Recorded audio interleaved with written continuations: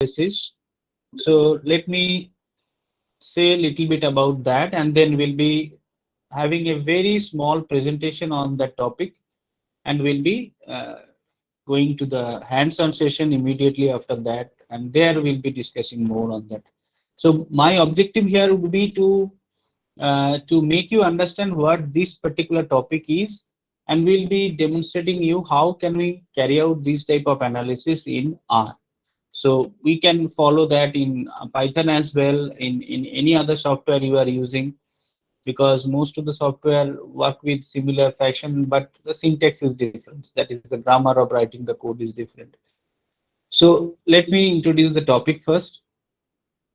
So for that, I will be sharing my screen and I shall be offing my video so that it will be easier to follow, and I think that will be better to save the bandwidth and interruption in the connectivity. Okay, thank you. So presentation, and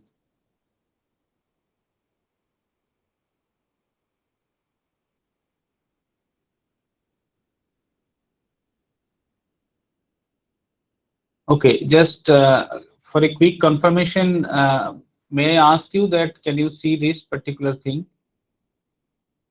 Yes, sir. So you can see this classification, right? Right, sir. Okay. So discriminant analysis is all about making a rule to discriminate observation when we have the information that the observations are coming from known few populations. Let's say, to take an example, we know that observations are coming from two populations, and we have to distinguish them, and for that we need to make a rule. So the developing the rule is called discriminant analysis, and once the rule is developed, then when a new observation is coming, we shall be using that rule to assign that observation to any one of the previously known classes. That is called classification. So these are the two parts. One is developing the rule, another is assigning a new observation following that rule to any one of the known populations. That can also be termed as categorization. One quick example we may give here is when a patient is coming to for diagnosis of a tumor. So we have different, medical science has different ways to diagnose those clinical observations. Like a doctor is watching, and from his experience, he is thinking that could be malignant or not. So when he gets the suspicion, he takes an image, and that image is examined by experts, and that is again tagged as malignant or non-malignant. The same can be talked about the other samples. That means here two classes, malignant and non-malignant. So whenever samples are taken from for biopsy, then they know that it has two classes. One is malignant, that is carcinoma is there, or carcinoma is not there. So here is an example of two classes. So how to distinguish that? So from human experience, the pathologist or whoever is doing it, they have certain rules to follow. That means they have the knowledge that how does a normal cell looks like, and how does a carcinoma or cancer cell looks like. So from the morphological differences or some other characteristics differences, they look at using the zoological or biological principles, and they finally tag it as malignant or non-malignant. So how to distinguish that using mathematical rule, that is our concern. That is number one. And this discriminant rule, when it is developed, then that rule is used to classify a new observation. So it is as if training a person to be an pathologist to distinguish malignancy and non-malignancy, and when the training is over, then he will be sitting in a diagnostic center, and sample will be given to him, and he will be saying what is what. So developing the rule is the discriminant analysis, and classifying a new observation into that is classification. Now I can give you many examples, like when a new product is launched in any by any company, then immediately they try to get some responses from the user. So they give you some questions and or questionnaire, and from there they find or classify the feedbacks according to the responses. Maybe three classes: satisfied, very satisfied, not satisfied. Maybe five classes: not at all satisfied, satisfied, okay, very satisfied, extremely satisfied, and so on. So here the classes are more, right? So here not five, two classes, but classes are more. So like that, we can keep on saying different examples like this. So like sentiment analysis, that is also one important thing which we may mention here, is that when we say something regarding anything on our social media uh, pages, so our sentiment, that means what is the notion I am sending over this message, that is also classified. Broadly, those are classified into three classes, that is neutral, positive, and negative. So when there is a negative sentiment you are sending through your posts, and if you are doing that most of the time, then people may not be uh, tagging you as a positive person. Okay, so maybe they will be tagging you as a negative person, and so on. So basically, from social media posts also, you can classify a person, that how the person is, what type of messages or posts he or she is providing or sharing.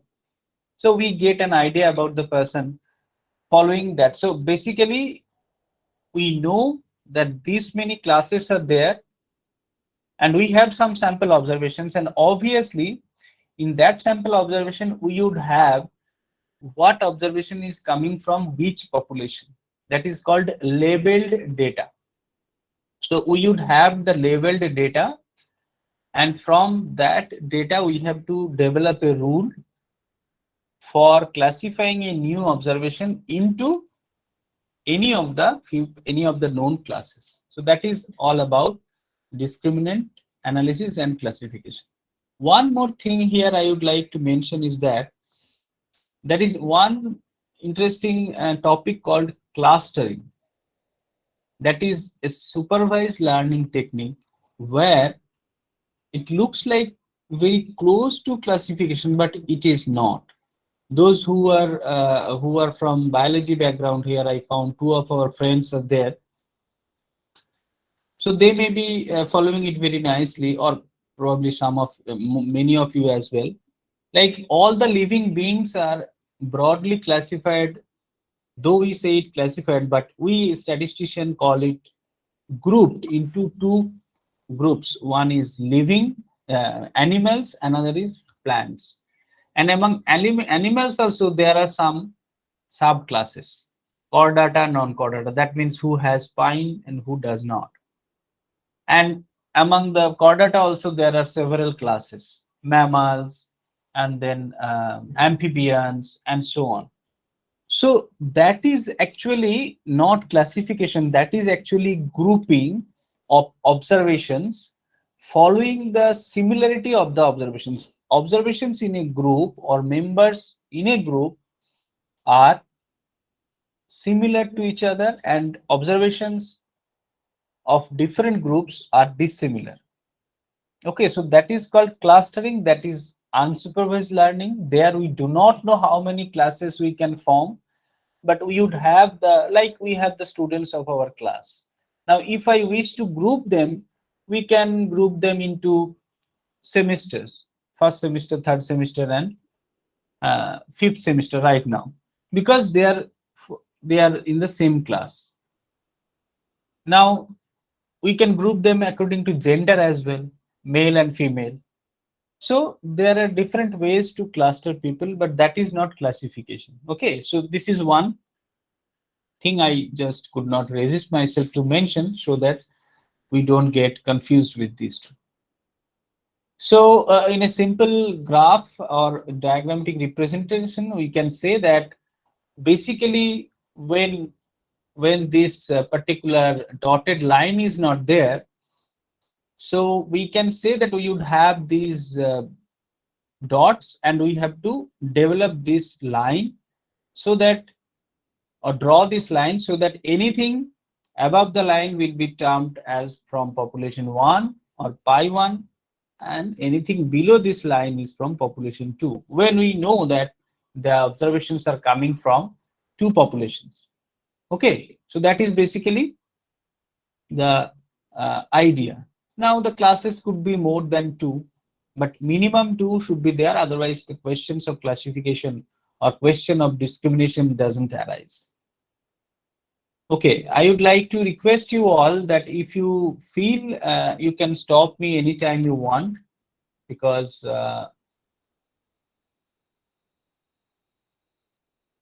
you might be having questions in between. So feel free to stop me whenever you feel that you have to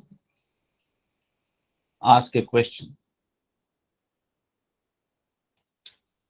Okay, now as I was mentioning that there is one thing called clustering, another is called classification. Let me tell you a very brief comparison or differences between those. So clustering actually deals with more than one variables in the data set. That is when we are looking for the similarities, then we can consider more than one characteristics. And classification deals with more than one variables in the data set as well. So it is same type of consideration. Now clustering objective there is how the data is organized. Like in a shopping mall, many people goes there. Now the owner of the shopping mall can be interested, maybe interested in finding how my customers are organized. Means it is not true that everybody is buying everything.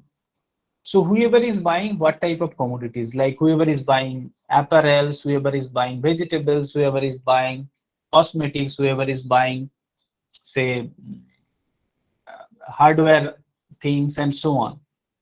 So these groups, they may be interested in. So that is basically the objective of that. Like in biology also, how animals can be classified according to the similarities of their characteristics.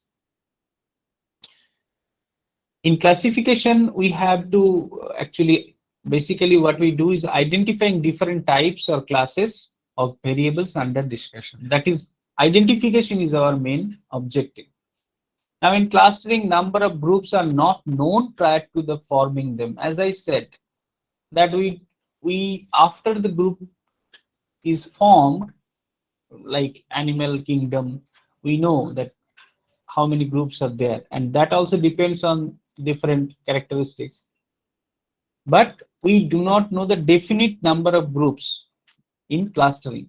So we have 10 people. Now you have to group them. Simply you can group them according to their gender, male and female. But if somebody says no, you should group them according to their heights. So you can make them, okay, whoever is less than 5 feet in a group.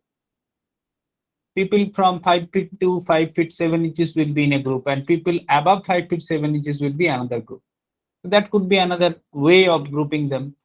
So number of groups cannot be fixed. But in classification, number of classes is already known.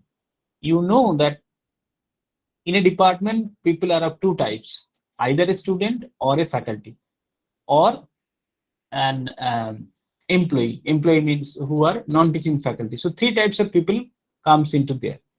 Now you can again say a student can be classified into a research scholar or a BSc, MSc. So that is a different story, but that is again, so clustering and classification, you can, I think, differentiate now the things. Now formed groups are used for taking future steps. Now in clustering, why do we do clustering? Why, what is the necessity? The necessity is that after we know how it is organized, accordingly we can plan for our future. In a department, there are 100 people. Now we know how many males and how many females. Accordingly, we can plan our room setups. How many female common rooms should be there? How many male common rooms should be there? How many toilets should be there? And so on. Similarly, a shopping mall owner, he or she will also be interested in that. Okay, uh, whoever is buying say hardware things, I wish to bring them into vegetable section as well. So let us give some um, incentive that okay, if you buy some vegetables from our shop, you will get 10% discount. He or she is giving the discount only to the persons who are buying hardware commodities from that shopping mall. They are not giving the person who were already buying the vegetables. So these type of planning can take place after forming clusters. But in classification, actually, an optimum model is developed for correctly classifying the observations they are coming from. And while a new observation comes into the system, the model is used to assign the new observation to the most probable class. That is the ultimate work we do here. Clustering is unsupervised learning because here in the observation nothing is being tagged, but in classification observation in the observations it is tagged. Means when we develop the rule, the sample we take in each sample observation or in each individual, it is tagged from which population it is coming. Means we are classifying or developing a rule how to classify a statement as a negative, positive, or uh, neutral. So when we are developing the rule, the observations we have for each observation, we would have the tag that what is negative, what is positive, and what is neutral. So we would have, let's say, 30 observations from each of the classes, and from those classes we will be studying and developing the rule, and then we'll be assigning a new observation to any one of the classes. So that is why it is supervised. Okay. Okay, so if we come across the examples, then when we open our email, we can see there is a folder called spam. There is a folder called inbox. Means emails are coming into our box, in email box, both spam and ham. Ham means those who are not harmful, and spam emails are harmful. Means where links are there, if you click, your system will get compromised and you might lose your money and so on, identity theft and all those things happens over there.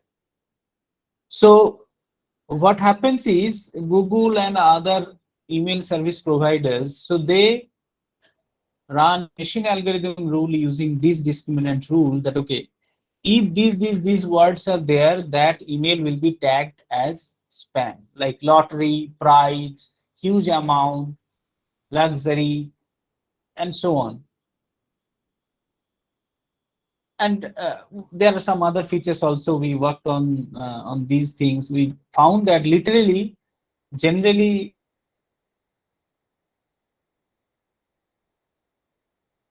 spam emails have a lengthy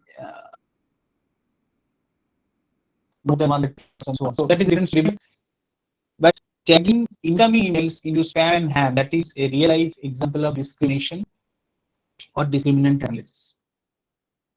Now we can see this particular image where we are actually a company owner or a manager is looking at the feedback, that is, it is negative, it is positive, and it is neutral. Similarly, in bank loans, this is one important sector, finance. There is one guy who is working on finance sector. So whenever we go to a bank and ask for loan, they will be giving us a form where we have to submit all our details, my name, gender, what I do, how much I get after a month, and what are the expenses, what are the liability I have, how much children I do have, and so on. Sometimes people get angry why so much of information they are asking for. Earlier, what used to do, they used to give the loan according to the personal relationship, and uh, many times there were scams and so on. But now things have changed. Now, from bank's history, they have the total information of say 1 lakh, 10 lakh people who had taken the loan, what were their background, what were their age, marital status, how much income, how much expenditure, and whether that person got defaulter or non-defaulter. So let's say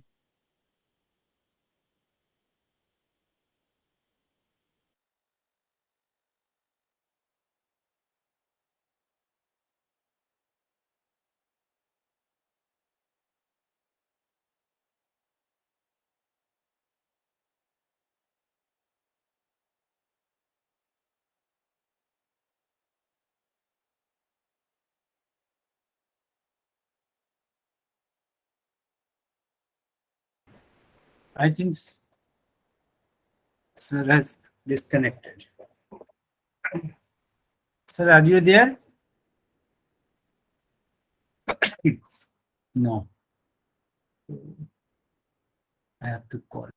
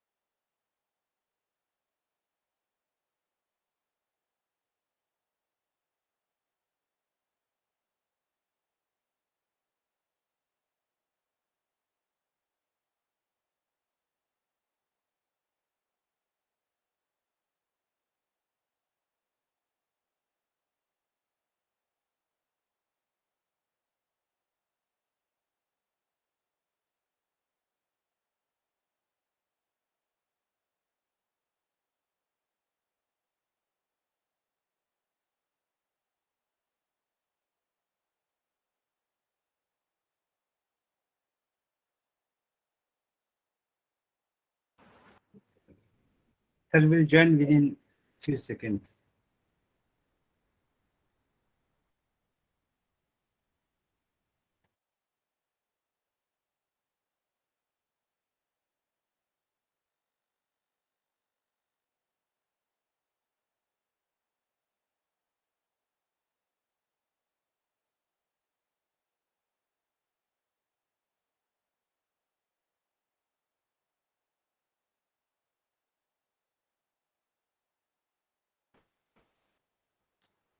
After completion of this session, we will take a 15-minute break and then we will start our presentation. First presentation will do Navanita. Are you there? Okay, most probably she is not here right now.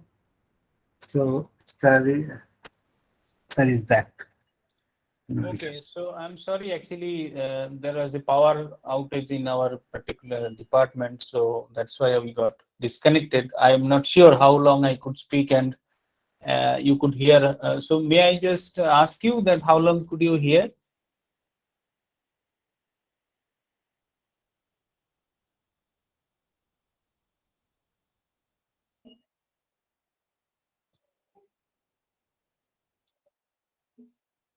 Sir, examples of classification.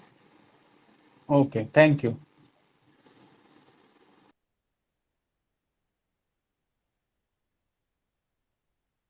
So I think we were here, examples of classification. So as I mentioned that in real life, there are many examples we can cite. Tagging an email spam or ham, that is a classification. Tagging a feedback from a customer, good, bad, or neutral, that is a classification. Here, three class or three populations. Now, we were in this bank loan issue, like whenever we go to a bank for loan and we ask for and the bank manager will give us a form to fill out where lots of information we have to put: our age, income, gender, marital status, how many children I have, what are the other liabilities, and so on. Sometimes we get annoyed by so much of information they are asking for. But they ask for those many information. What they do is they had already made a discriminant rule using their previous data. Like bank are running from long back, so they have the data of uh, previous customers who had taken the loan, how much, what were their age, income, gender, marital status, how many children, whether the person became defaulter or not, and so on. So for each of the customer, they have the information, and using those information, they develop one optimum discriminant rule. Here, two types of population could be there. Prospective customers would be defaulter, would not be a defaulter. So whenever there is a new applicant, they wish to tag that applicant as a would be defaulter or non would be a defaulter, following that discriminant rule. So when the result is, after you submit the application, when your result is would not be a defaulter, the bank manager will welcome you to take the loan on the next day. And it is not only that, when they use these type of rules, the decision comes much easier, much early, and much unbiased. Because earlier people used to get the loan from the personal relationships and so on. So this is one example in the finance sector. If you can cite a sector, I would give you an example. Like medical science, I already have mentioned that tagging a particular image, medical image, and whether it is a normal image or abnormal image. It is not only malignant or non-malignant, for some other things also.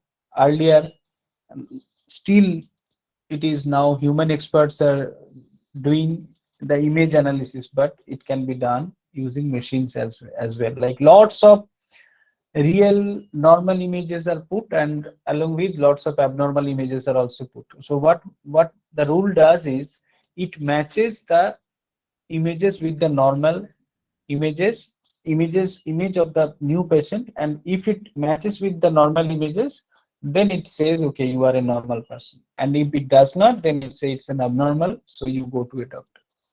So like that, we can predict the probability of heart attack of a person when we get the information on like age, blood sugar level, smoking habit, cholesterol level, and so on. We can predict the probability of heart attack of that person. Now, when we see that probability is very high, we can ask them that you visit to a cardiologist, and that helps. If we can develop these type of softwares, that helps the medical sector as well as us as well. How? Because health experts are very less. Whenever lots of people who does not have the actual disease is visiting to the expert, he is getting exhausted just for attending non-serious patients. And whenever a serious patient is going to him or her, they are already exhausted, so they could not give the proper attention. As well as when a person really does not need to visit a cardiologist, then if they don't, then they will save the money. So these type of developments can help us in both ways and so on. So these are some examples. I should not linger it out. Now, how we do that? There are lots of ways we can develop the discriminant analysis, and we will be discussing here only two. If time permits, we can discuss three, but not much. So I have chosen to discuss logistic regression and decision tree. And as an extension, if time permits, we can discuss the random forest as well. But other two things, optimum LDA, linear discriminant function, or Fisher's discriminant function, and naive Bayesian, those are little bit more mathematical than the rests. Those are also mathematical, logistic regression, decision tree, and the forest, but I think those are much easier to understand. So that's why I arranged them for the discussion sequence, like logistic regression, then decision tree, and then random forest. Or we can do decision tree and logistic regression, and then random forest. Okay, so so basically we will be taking some examples of two classes, mainly two classes. That means we would Sir, have, yes, please. sir, can you give some example from economics?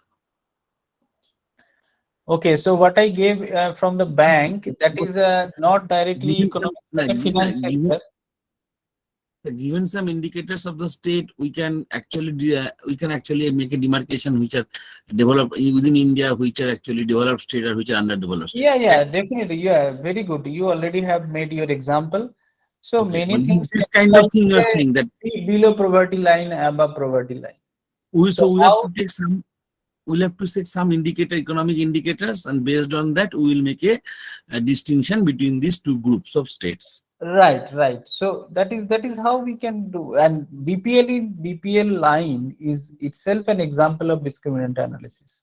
So the economists has already done their work, and they have set one line that if this happens, then this guy is above BPL, and if that happens, then he or she is below poverty line. And accordingly, we can have developed countries, underdeveloped countries, developing countries. The classification is already there, isn't it? So those in economics, most of the things are mainly based on indices. Different indexes are formed, and because no definite thing can be formed, and accordingly different indices are formed, and then those are used for different populations, and then those examples can be taken, like say 500 fortune companies. Lots of companies are operating all over the world. Now how do we classify this 500 fortune, navaratna, and all those things, isn't it? So those are based on either yearly turnover or yearly profit they are making, and so on. So you can define your own criteria, and you can define different classes accordingly. So it depends on the objective of your work, what you wish to have after the discrimination is done. Like as I said, in market research, when a company is launching a new product, after the product is being launched, they immediately opens a Facebook account on that product and reviews. Like for mobile apps, whenever we are going to download an app, lots of people already have rated that app. And if we see that rate is okay, five, around five, we feel that the app is good one. If we see that a app rate is 3, then we hesitate to download that app. So in every sector we can get an example of discriminant analysis.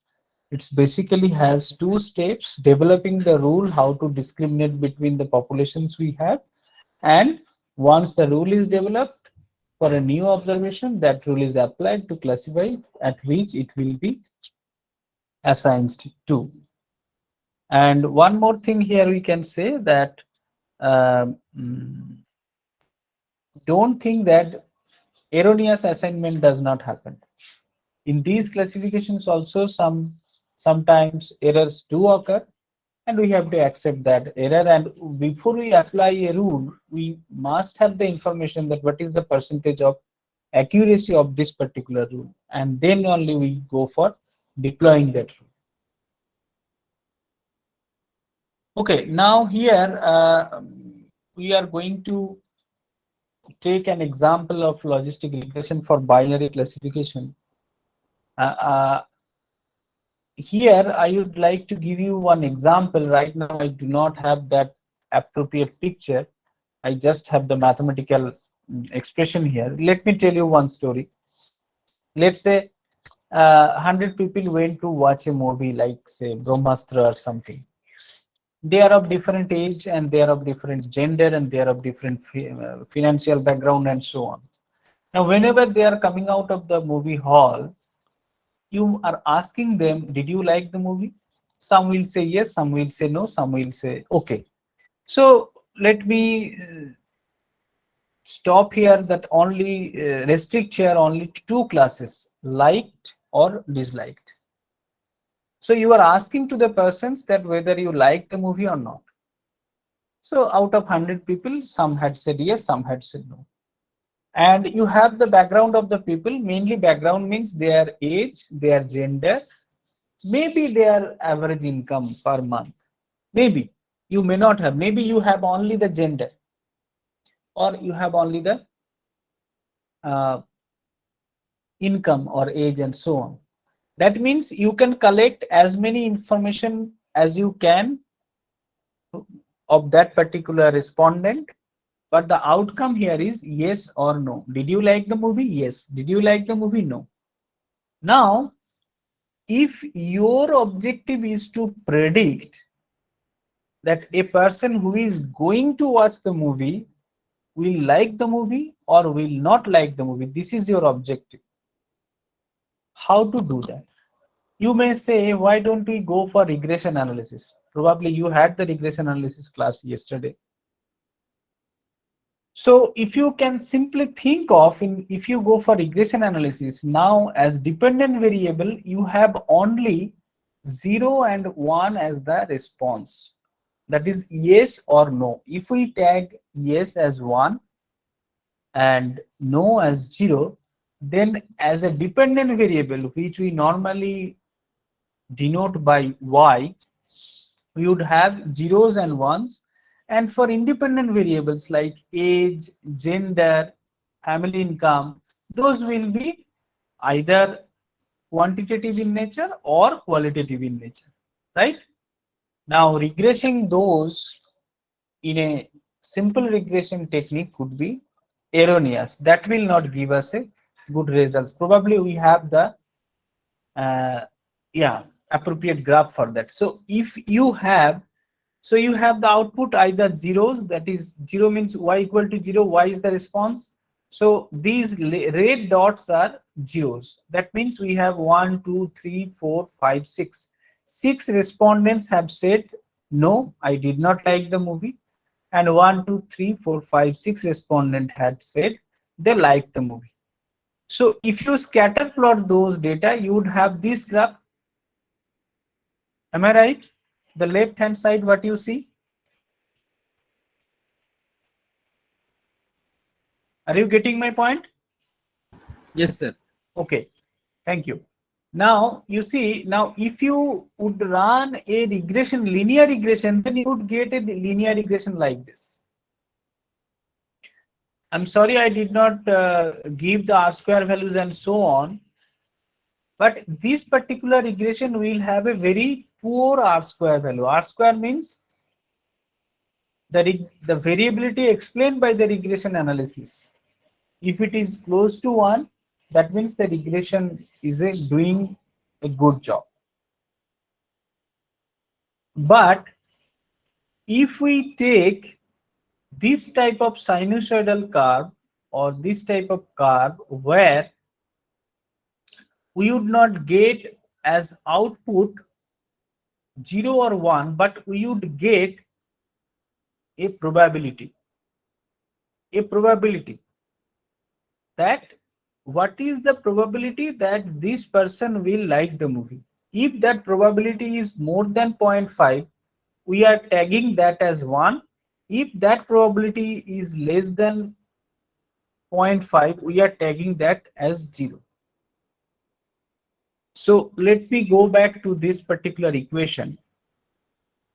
I think all of you would be able to understand this. Here dependent variable is 0 and 1, and independent variables could be continuous and categorical. Now you see what we are doing here is we are taking odds ratio p by 1 minus p. This is odds ratio and log of that. So this thing is now can vary from minus infinity to plus infinity.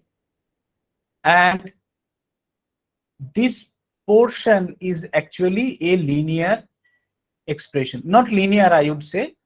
A0 plus A1 x1 plus A2 x2 plus dot dot AP xp, where x1 x2 dot dot xp, those are actually independent variables. Now if I take this log out, then we would have in the left hand side p by 1 minus p equal to e power this expression. Those who are not able to follow the mathematics do no need to worry about that. But I am trying to say here is that we are now making the left hand side as a normal variate, that is it can vary from minus infinity to plus infinity, and the right hand side. So when we run a regression, we have to make this happen that the variables are normal. So when we had the yes or no, then we are computing the probabilities of yes and computing the probabilities of no. Let's say p is probability of yes and 1 minus p is probability of no. So this is mathematically converted into this this logic equation, and this will give us a curve like this. Just this much you can try to follow. No need to follow the mathematical logic of this entire stuff. That might be not easy to follow yet. So our objective here is, if we regress like as we did in case of linear regression, we would have a curve like this. But if we do this, that will give us a realistic value. What basically here in this we are regressing 0 and 1, and here we are regressing the probability. That much you should follow. In this curve we are regressing the probability, and that is probability of 1 and probability of no, and here we are regressing 0 and 1 itself.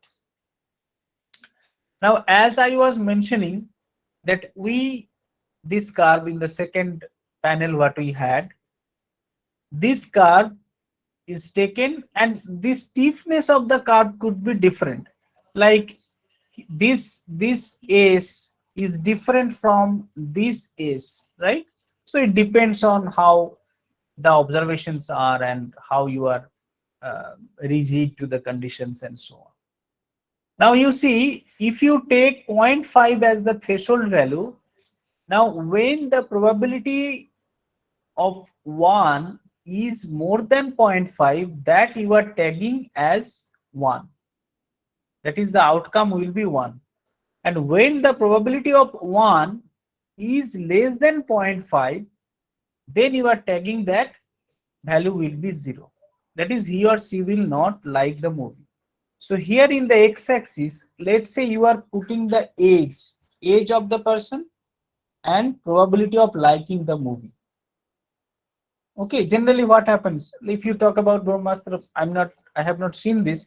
Maybe a person who is little bit older will not like this, and those who are in say below 30 will like that movie. But that does not guarantee that any person of age 50 will not like the movie, or any person who of age 20 will like the movie.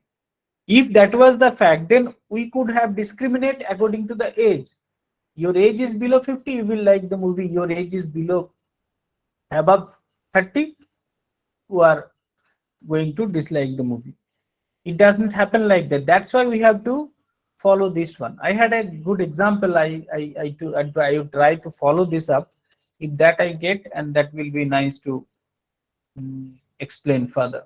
So here you just try to remember that through logistic regression, we are trying to predict the probability of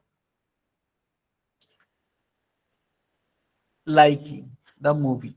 When that probability is more than 0.5, we are tagging that person will like the movie. When that probability is less than 0.5, we are tagging the person will not like the movie. That's all. So in spite of predicting 0 and 1, we are predicting the probability of 0 or probability of 1. Okay, I will come to this little late. So this is how we are going to do the thing or formulate the problem, and how this is being done. So basically this x1, x2 and dot x2 can be numeric, that is that x1 could be age, x2 could be gender, and so on. And here those will be the probabilities. That is what is happening. Now the point is how these constants a0, a1, a2 dot dot ap are determined. When we run linear regression, we determine these constants following least square estimates. But here least square estimates does not work. Here maximum likelihood estimates are used, and how those are used, I would prefer not to discuss those, but you can just follow that these from the previous data for which we know p and 1p we know, and then these regression is fitted, and then using that regression, that means when a0, a1, a2 dot dot ap are known, we can predict the probability of probability equal to 1 or yes for given x1, x2 and x2. That is basically how we do that. Now, let me find that. If I have it, I should have that one. So that is basically the logistic regression, and in R you do not have to worry that how those things are happening, but you need to understand what is this and how it is being carried out in R and how it is being interpreted. Now coming to this decision tree, this is another way to come to the classification decision. And this is very common what we do in our day-to-day life. Let's say you are going to buy a flat. Now you have to buy either 2 BHK or 3 BHK or 1 BHK. Now there are different parameters we follow to come to the decision. We generally start with number of family members. If number of family members is more than 3, it is the question which we call it. I am coming to the technical terms afterwards. So if the number of family members is more than 3, then we are again asking, are you married? Yes. Then you go for 3 BHK. We could have keep on branching, but we stopped there. So we came to a decision that if family members is more than 3 and if you are married, then you should buy a 3 BHK flat. If number of family members is more than 3 but you are not married, then you consider your salary. Is salary more than 40,000? Yes, then 2 BHK. If salary is less than 40,000, then 1 BHK. So here also we came to a conclusion. Here also we came to a conclusion. That has started branching from this question with the answer yes. But the question of number of family members more than 3, this question can be answered by no. Now number of family members is less than 3. Now what is your salary? Greater than 80,000? Yes. Then you can buy 4 BHK. Salary less than 80,000? No. A salary greater than 80,000? No. Then are you married? Yes. Then 3 BHK. Are you married? No. 2 BHK. That each end point is a conclusion of what should I buy, 1 BHK, 2 BHK, 3 BHK, and we came to the decision after considering different parameters or factors we have. You may ask that other questions can also be asked. Yes, there could be number of questions. We have just displayed a few of them just to show how decision making process takes place. Now, if you revert this image, then this will look like a tree. That's why this is called decision tree. This is root node. These are called leaf nodes or decision nodes, and these are called parent nodes or branching nodes, from where the branching is taking place. Okay, so we will follow the decision. Here also the classification is going on: 2 BHK, 1 BHK, 3 BHK, 4 BHK. Again, there is another question. Parents are visiting? Yes, then go to cinema. Parents are visiting? No.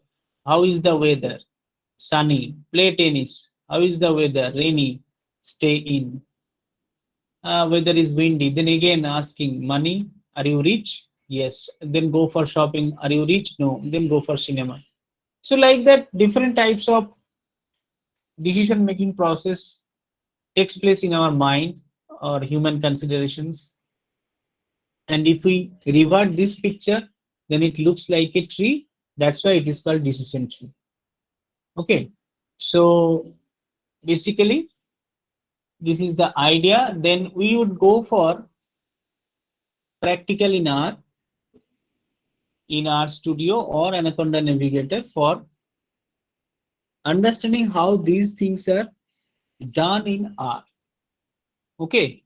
So I would probably show you one more.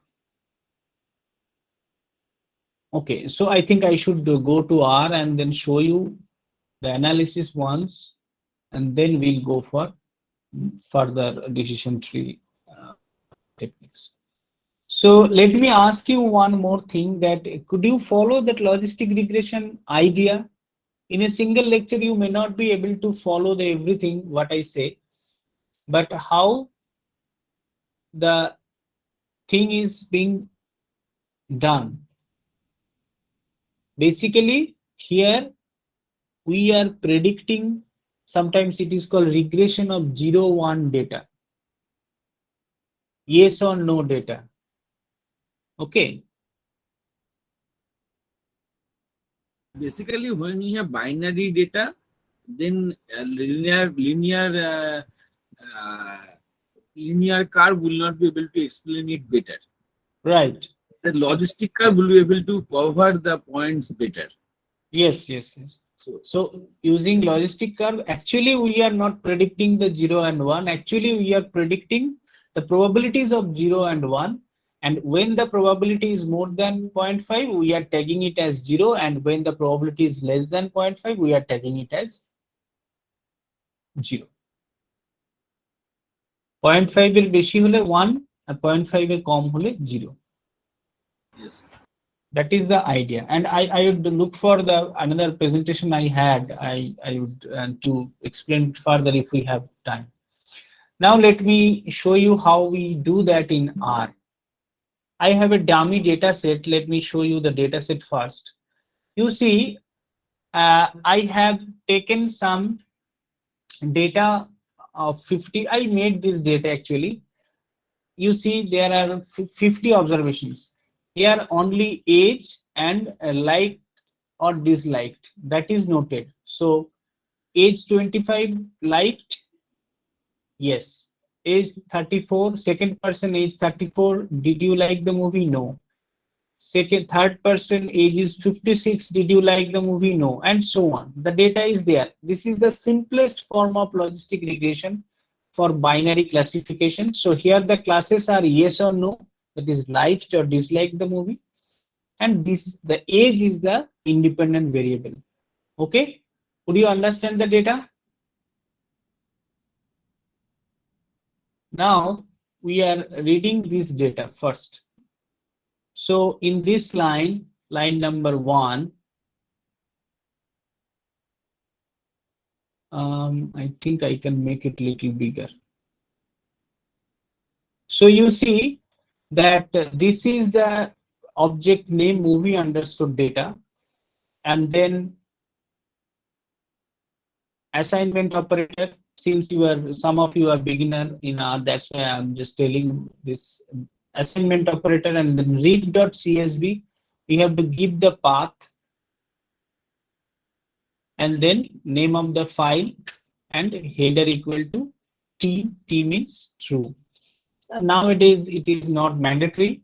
If you don't give, it automatically takes header equal to true.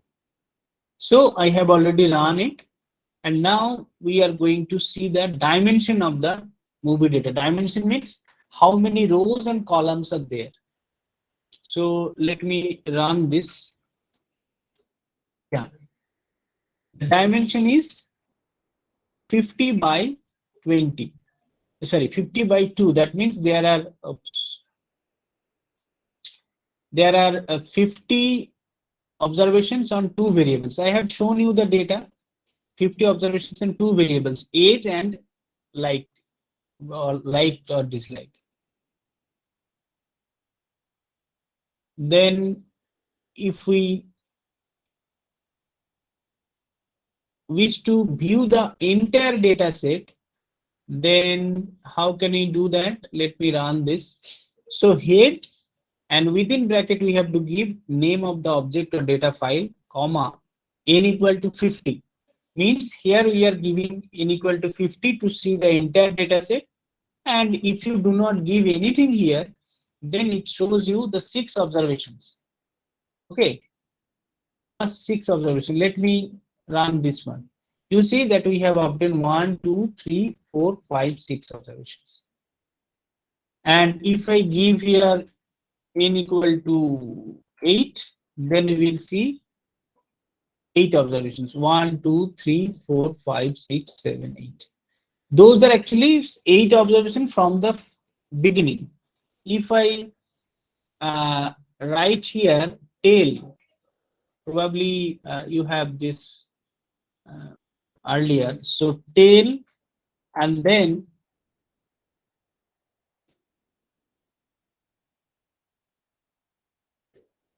if I just type tail, and then it will show the last 6 observations. Last 6 observations. 1, 2, 3, 4, 5, 6.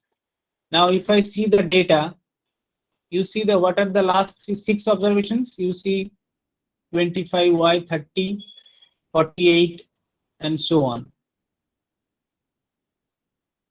You see 25y, 30y, 48, no. So these are the last 6 observations. Again, here also you can see last 10 observations I wish to see. It will show like this. So these are the last 10 observations. So like that. Now, if I wish to see that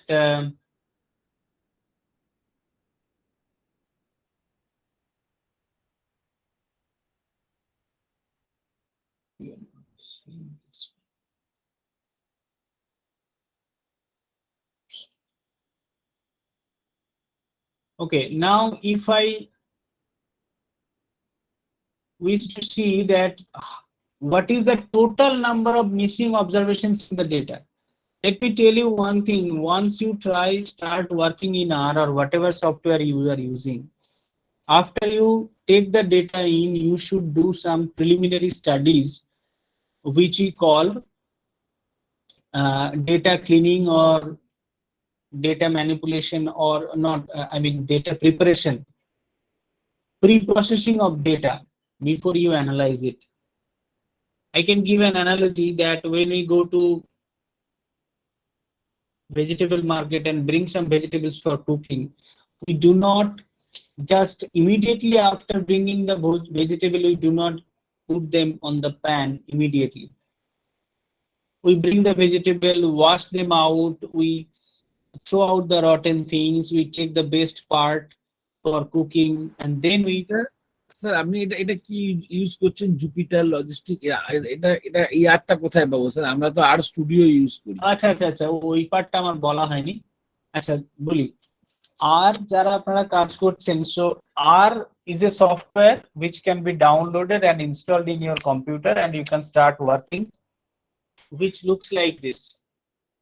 Okay, let's say if in my machine, if I look for R, let me search for R. So R Studio I have installed. So if you install R, and then you can install R Studio. So R Studio is nothing but is a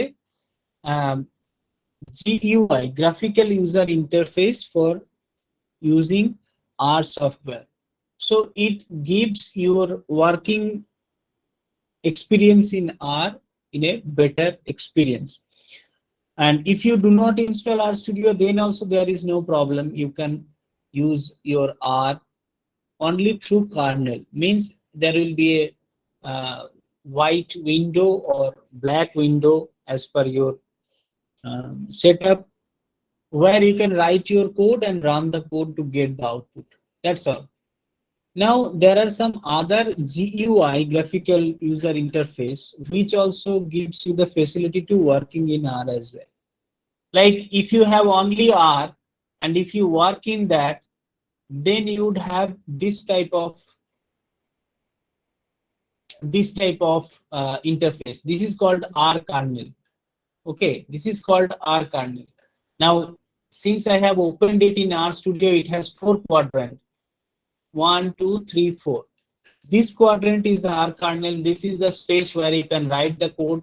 This is the space where it gives you the names of the recently variables you are working with. And in this quadrant, you would have the graphical outputs. Okay, so this is about R Studio, which you might have known about earlier. Now, as you rightly mentioned or asked, that I am not using R Studio, I am using something else which is called Jupyter Notebook. This is also again one more GUI for using R. So for that you have to install Anaconda Navigator in your machine, and there R and Python both are there.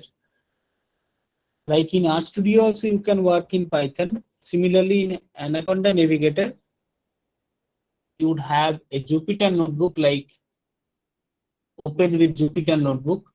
So when I did that, I got this interface. It opens in a browser, and the benefit of that is the output and the input gives a better view than R Studio. That's why I used this. Okay, so I am using Jupyter Notebook. This is not very different than R Studio. So you can also use this one. So for that, go to Google and okay, let me show you. This is also not a big deal. So I have the browser on.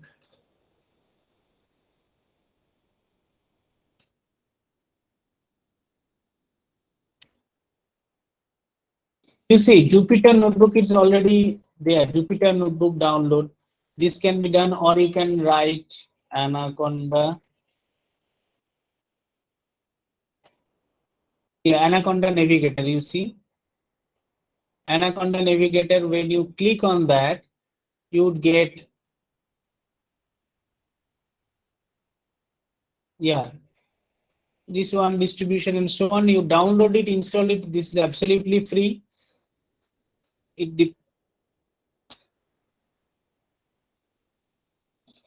You see this imagery all we had in our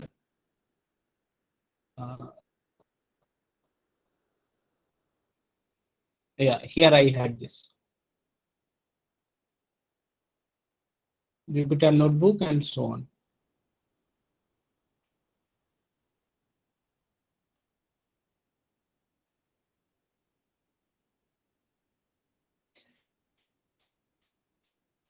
Okay, so coming back to the classification thing, so why did I do this? Sum is.na movie data means here in this particular cell we are trying to look for how many missing observations are there, and the output I found is 0. Why?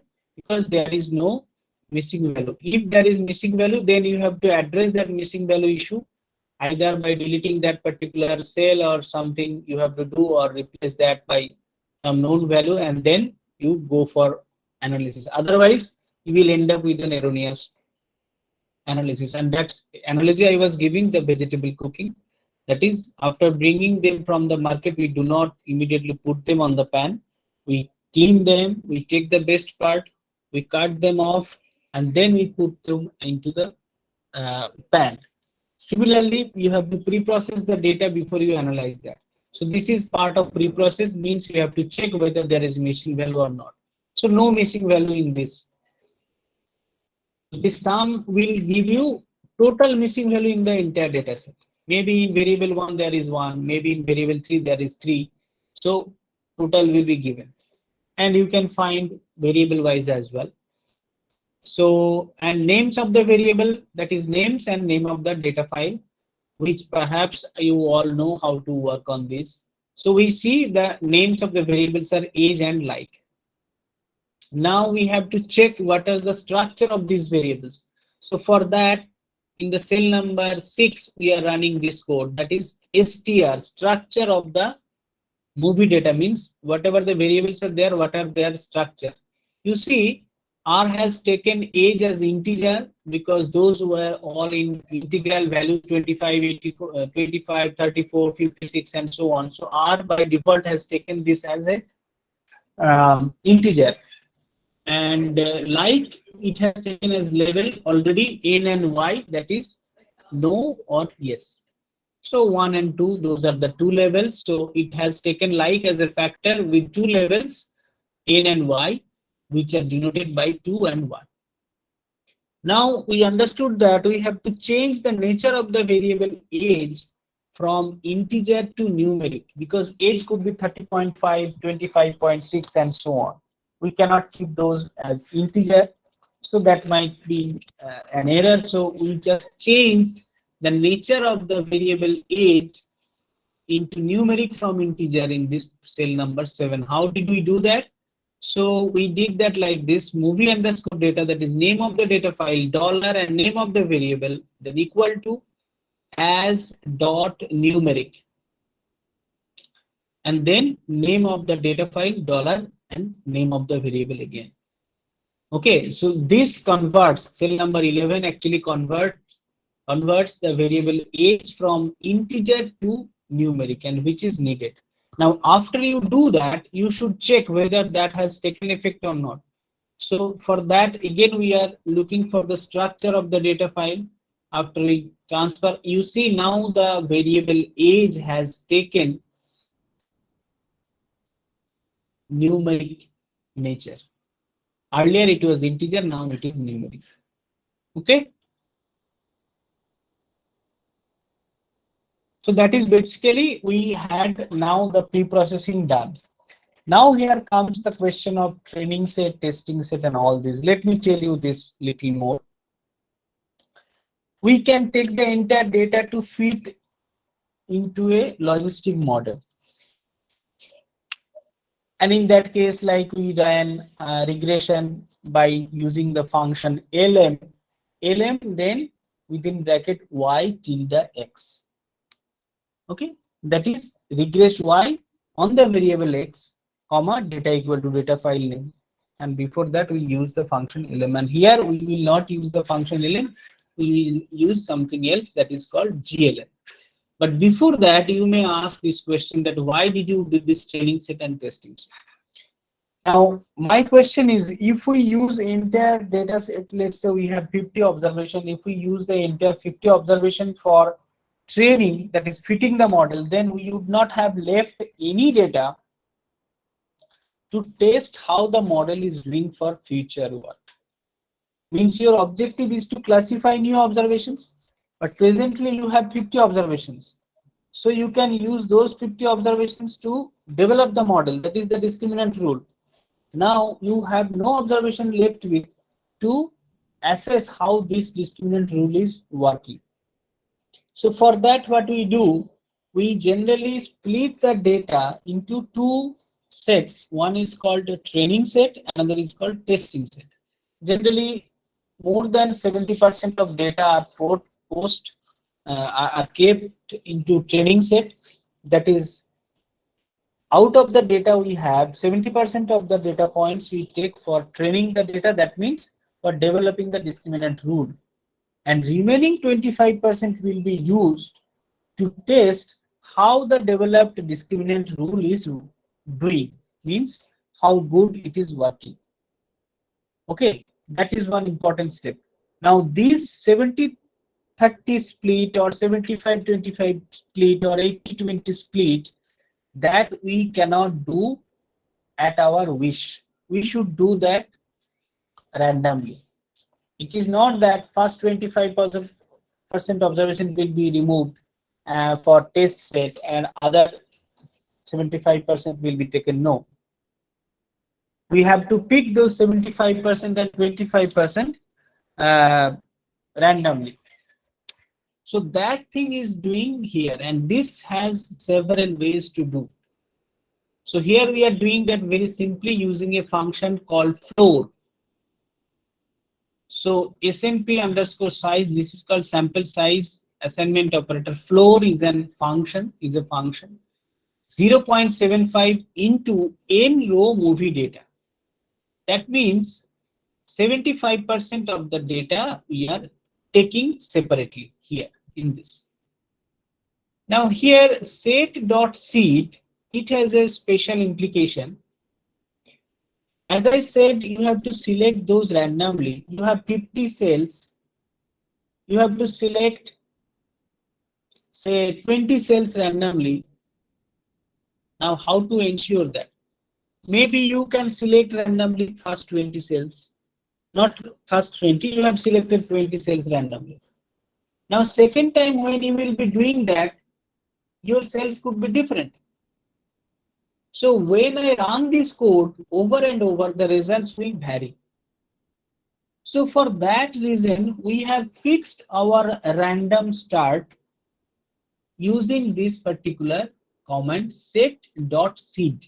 Means our random choice should start from the point 123 in the random number table. So you no need to worry about all these random number table and all these things. You just keep in mind that if we do set.seed, and this number can be anything, it can be 123, it can be 1, it can be 200, it can be something else. Whatever, you have to give a number, that's all. But if you do this set.seed, that means anytime you run this code in your computer, it will give you the same result. It will never vary because it has always taken the same set of training, same set of observations into training set and same set of observations into testing set. You all know that if the data set changes, the results will change. So that is why we did set.seed. And for any random operations in R, we have to set this one. If we don't set, you don't expect similar result after several runnings. Now here, train underscore IND means this is the training set. So sample SQ underscore AVN n row movie data sample size is 70%. SMP underscore size we have already defined. Okay, so this line of codes you need to copy, otherwise it is difficult to remember. You can write or you can take a screenshot of.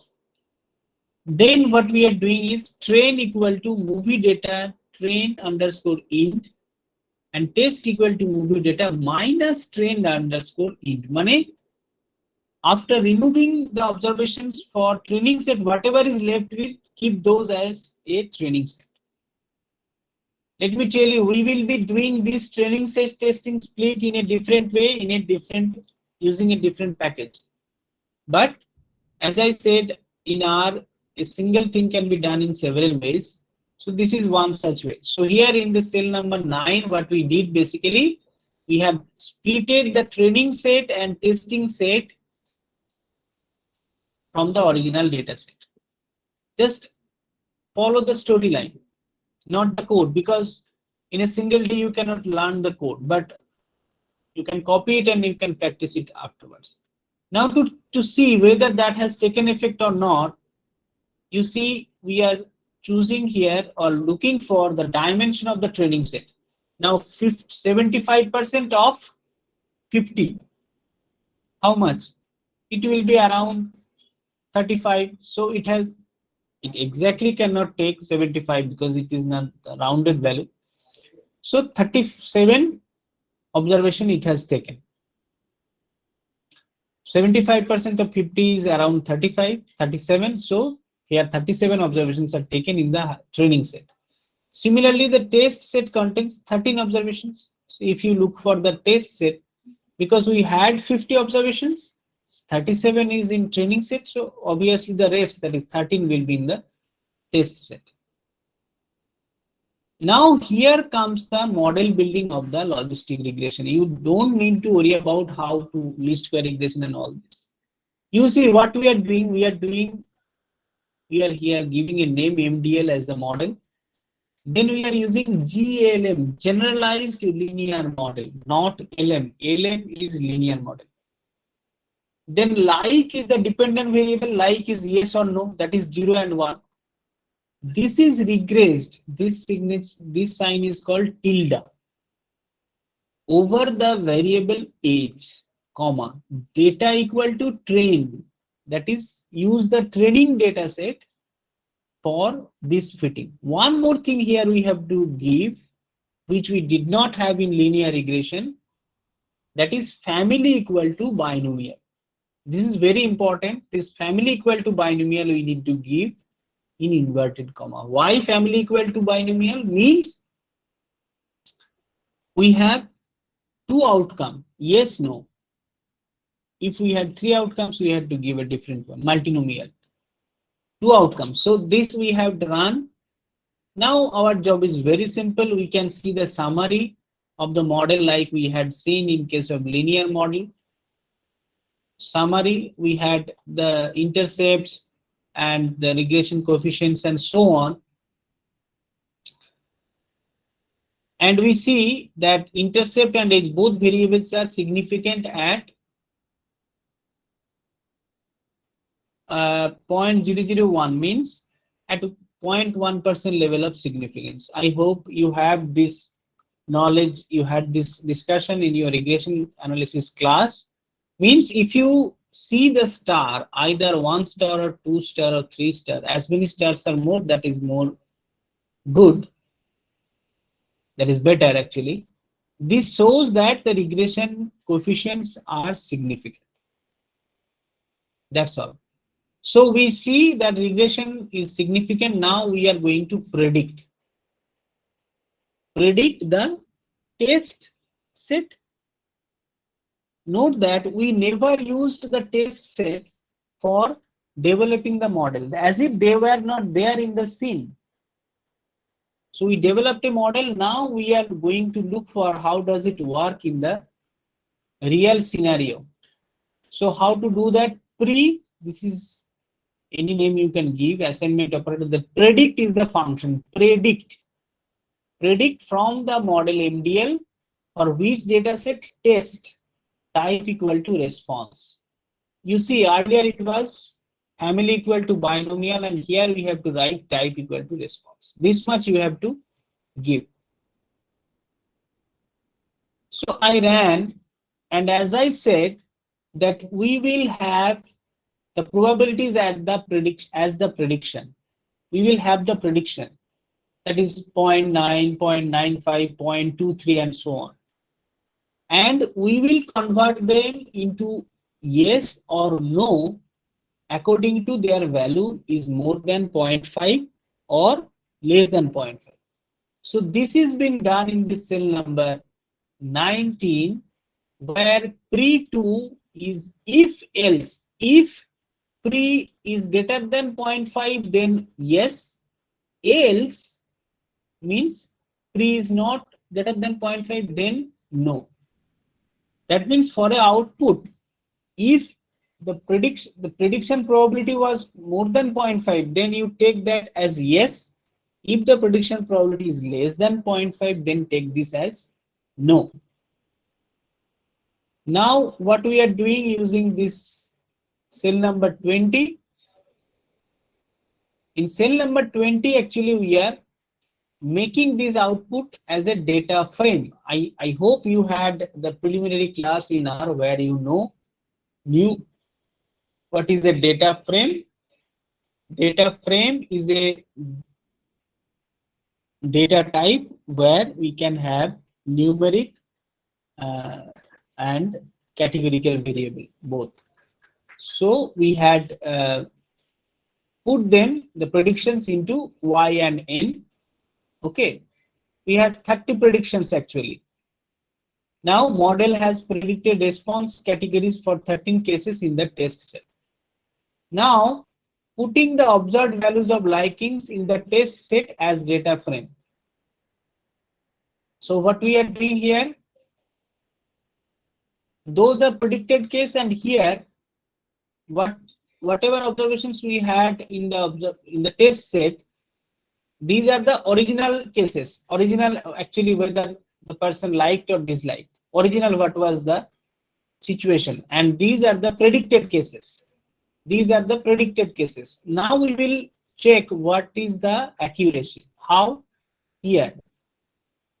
What we did here, expected, we have written expected, and we have given all the predicted classes as factor. And the same we did for the observed as well. Okay. So both are taken as a, now what you see, both are taken as a table. How? Tab is a, put them as a table, expected comma observed, means first expected probability, expected value y or n, and then observed value. So now here in this cell number 25, what we are doing is we are actually looking for this table. That is, when expected is said no, observed is no, how many cases? Only one case. Expected is said yes and observed is also yes, that is 7 cases. And expected is no, observed said yes, that is 5 cases. So this NN is 1 and YY is 7. That means those are, these diagonals says the agreement, that is model, whatever model is saying, observed also the same.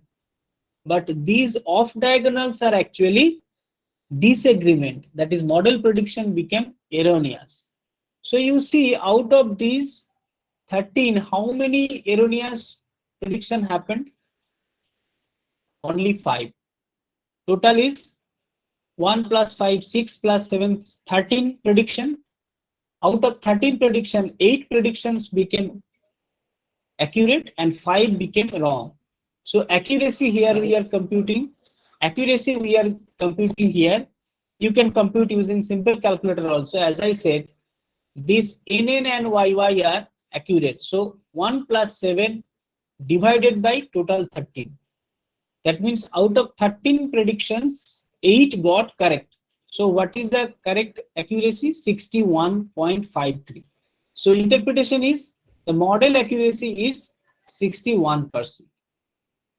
So this is how we can fit a logistic regression for a simple yes or no response with one independent variable. Okay.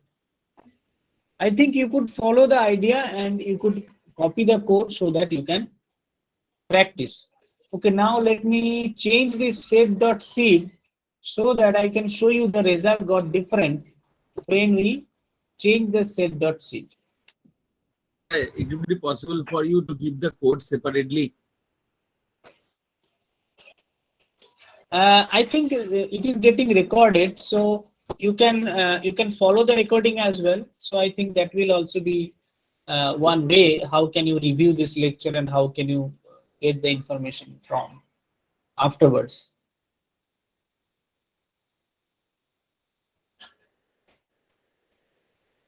Will that help? So it would be good if you provide us code. Yeah, that So is not a big deal. I can provide it. Probably I have this in a single file, so okay, I can that is also. And the data set I kept is a very simple one, where you can manipulate your. I mean, you can change the data set as well after doing this. Means I'm saying that here I had taken on the age and like. Now you can, what you do, you can insert one more variable, let's say gender. Okay, let's say you have put here gender. Then you can put M and F, M for male and F for female, and then do the same thing where you have to change, you need to change it. You need to change this regression here actually. After you do everything, then first you need to change. Yeah, here. This when you are developing the model GLM, like is getting regressed here only by age and there age plus gender. And other things will be the same. That is how you can include more covariates, that is more the independent variables. As I said, income also. That is how you can change it. So if you allow me, I can do it right now.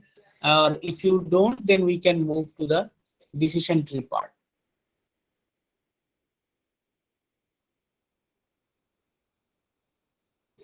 Okay, so I think it's better to complete the decision tree part.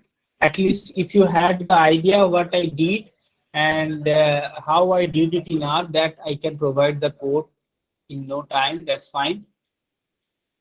And then you can do this. I think I have it.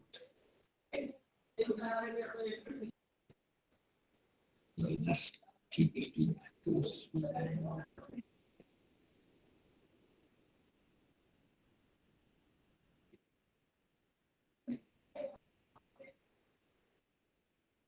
We have it. Just a minute. Let me find it. In a single place, I should have it.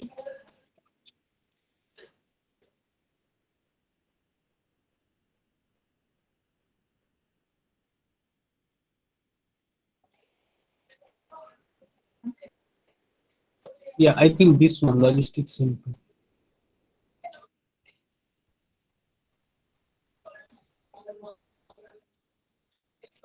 Yeah, this is the data. So I am giving you the code in the chat box. I think you should be able to relate this one.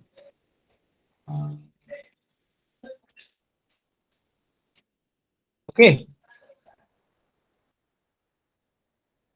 You have now the idea about the district. I mean, the data set.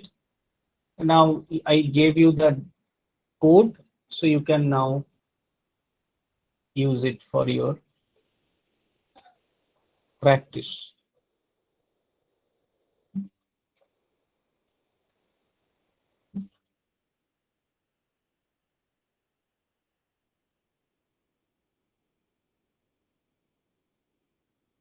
In fact, we can directly predict for one particular input, let's say.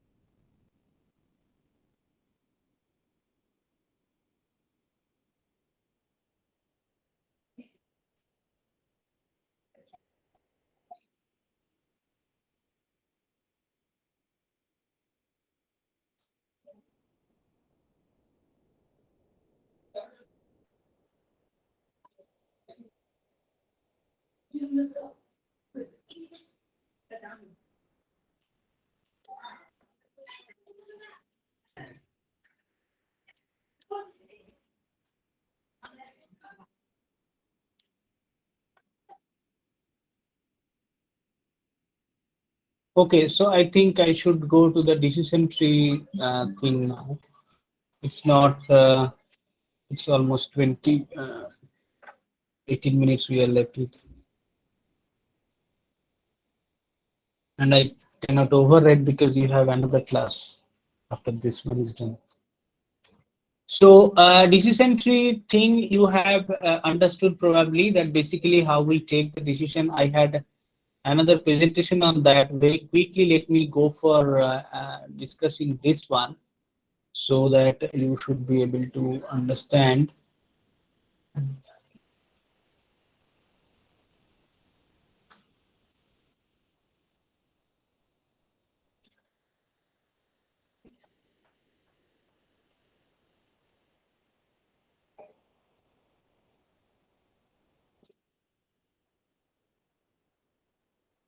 So in a decision tree, we actually represent the decision making process through a diagram where we actually, let's say you have a job offer. Now you are considering whether to accept the offer or reject the offer.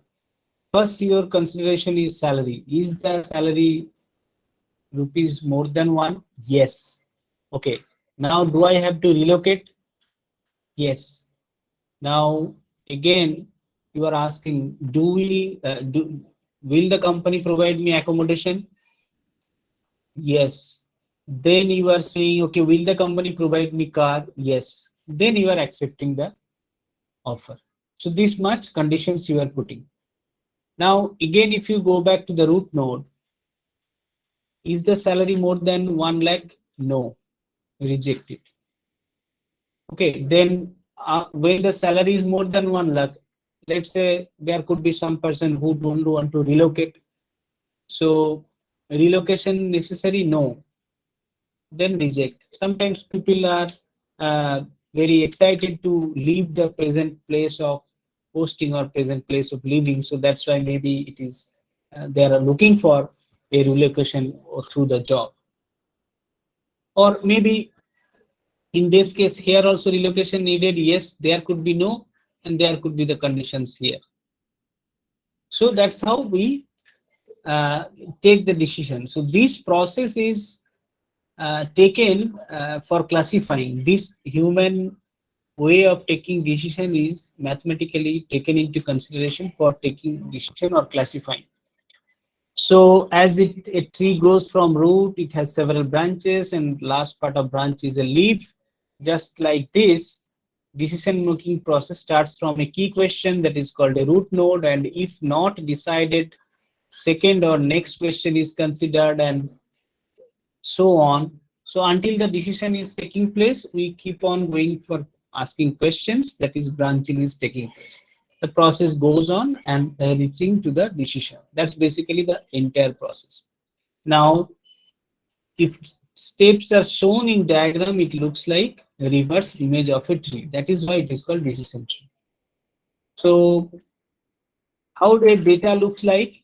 Normally a data is presented in a data frame where each column contains features like age, gender, and so on, and the data labeled like what are the class it has: watermelon, lemon, mango, pumpkin. So this is a data where we are showing the color of the fruit and diameter of the fruit. Two factors, color and diameter. Green diameter is 4 watermelon, yellow diameter is 1 lemon, green diameter is 2, it is mango, red diameter is 4, it is pumpkin, yellow diameter is 1, it is lemon, green diameter is 4, watermelon. So this is the data. Like in the movie data, age and level, yes or no. Should be age and gender, yes or no. Just like that. So first we have to understand what could be the root node. Now let me tell you, when you use R package, you no need to worry about how to find the root node. R itself will take care of that. So I am not going to discuss the detail of how a root node is found out, what are the information gain and Guinness impurity on those things. So I am actually skipping those part. But basically you try to understand that this process, what I showed in the diagram, is entirely taken care by R, and we can see that in a diagram as well. Okay, so that is why I am going to discuss these maybe in a hurried manner. So this is some technical terms: root node and parent node, from where the branching takes place, then child nodes and leaf nodes where decision is taking place. And pruning is also done sometimes. Pruning means, you can understand that sometimes when you do gardening, we cut some branches of the tree to make it better, to bring it to a particular shape. হ্যাঁ, সেইটাকে সেই জিনিসটা মানে actually আমরা গাছকে ছেঁটে দিই, সেই ছেঁটে দেওয়ার ব্যাপারটাও কিন্তু এখানে করা হয়, যেটাকে প্রুনিং বলে। So we are not going to detail of these. One of the ways how we actually take what of the variables under considerations will be taken into the root node. That means which question will be asked at the first, and then what question will be asked. It does not take place randomly. It has some way to ask or determine. That is actually determined using Guinness index, information gain, reduce. So those are we are not discussing here. So let me tell you one more thing here, since diagrams are coming. Let's say here we have some images, both are yellow, some are mango, some are lemon, orange actually. So here probability of getting correct label for a selected fruit from basket 1 is 1, because all are actually orange. So here there is no impurity. But if you take this basket, here you have 3 fruits. So grapes, banana, and apple. Now here probability of matching the randomly selected fruit and the label, here these are the labels, grapes, banana, and apple, these are the labels, will not be 1, because here the impurity is there. Here impurity means data is random. It is not one type. When it is one type, then there is no randomness. Let me tell this random thing here as well.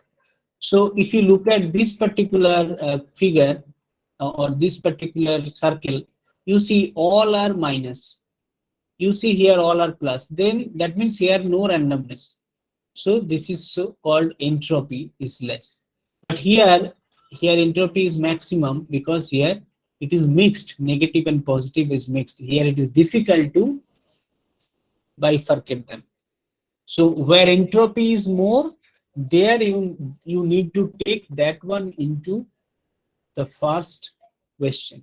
So again, I am saying this is another picture. I'm sorry why it is hazy. I'm not sure.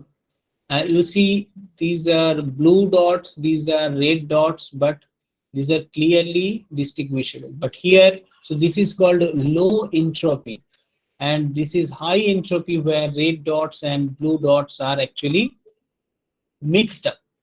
So these are I have given only for getting the idea what is entropy, and we should take that characteristic into first consideration where the entropy is maximum.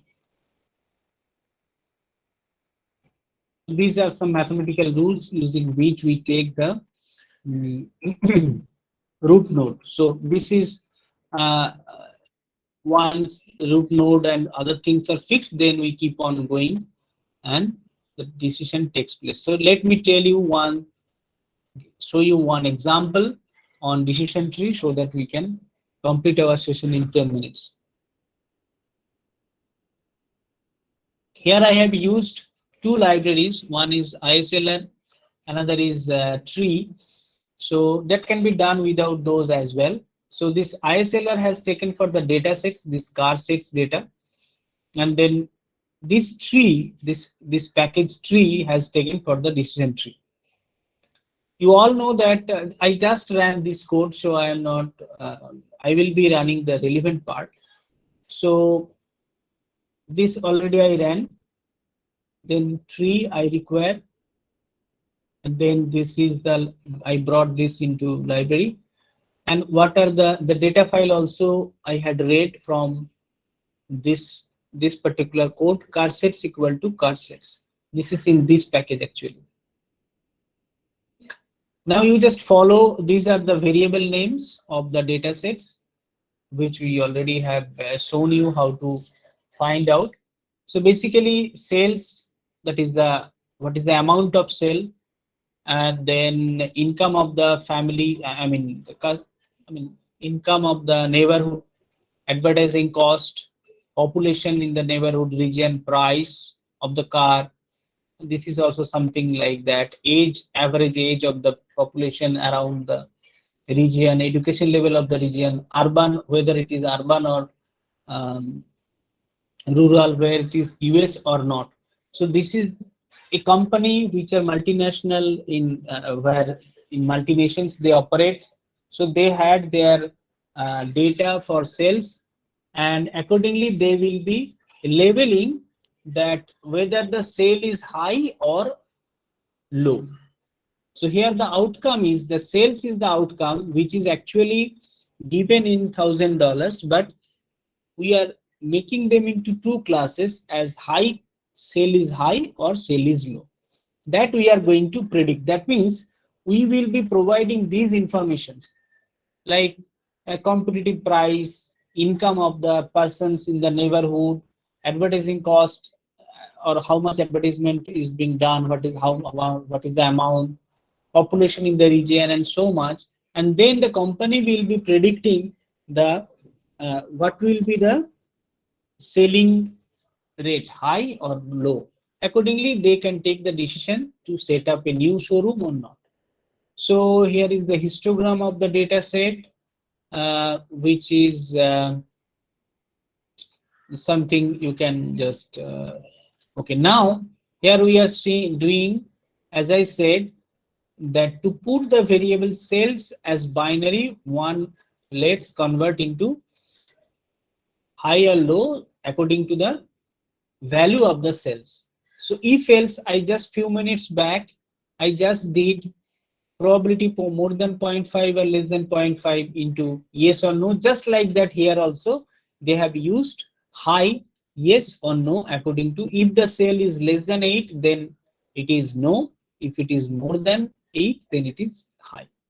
So again, after converting that, the car data set, now earlier it was cell, now they had added one more column into the car sets, which name is high, using this line of code. So data dot frame car seats actually dot high. Now you see, fitting a decision tree model for predicting the variable high, that is cells is high or not, obviously by removing the variable cells from the dataset. So when we use the dataset, we should remove. So you see, the developing the decision tree is very simple in command. Just use the command tree. This is object name. We give a name for anything we do in a.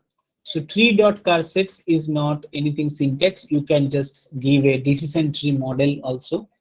Equal to tree, you predict the variable high, like there I did like tilde dot. This dot means it will take all the independent variables minus cells except the variable cell. Minus cells, this is very important, you should look at. So this and comma data equal to car seats.